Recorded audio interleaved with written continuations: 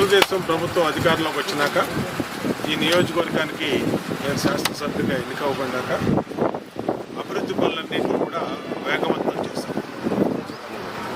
ఈ సంవత్సర కాలంలో 200 కోట్లు పైబడి అభివృద్ధి కార్యక్రమాలు శంకుస్థాపన చేయటం కానీ, రోడ్లు పూర్తి చేయటం కానీ, రైళ్లు కానీ, వాటర్ పైప్ లైన్స్ కానీ, కమ్యూనిటీ హాల్స్ కానీ చేయటం కూడా జరిగింది. మరి ఇవాళ 64వ డివిజన్ అంటే ఈ నియోజకవర్గానికి శివారు ప్రాంతం. ఇటు పక్కన అటు నున్న, అటు పాతపాడు ఇవన్నీ కూడా మరి గ్రామీణ ప్రాంతాలు. ఈ కొత్తగా అభివృద్ధి చెందుతున్నటువంటి ఈ శివారు ప్రాంతాల్లో ఇవాళ 50 లక్షల రూపాయలు పెట్టి వాటర్ లైన్ కానీ, రోడ్లు కానీ శంకుస్థాపన చేస్తుంది.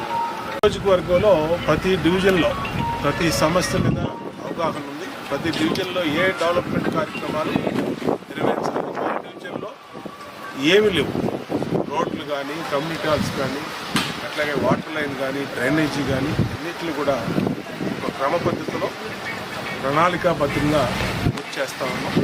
ఈ నియోజకవర్గానికి ప్రధానమైనటువంటి రైల్ ఓవర్ బ్రిడ్జ్లు, ఫ్లైఓవర్లు కానీ, రైల్ అండర్ బ్రిడ్జ్లు, ఆర్యూబీలు కానీ త్వరితగతిన వాటిని కూడా టేకప్ చేసాం.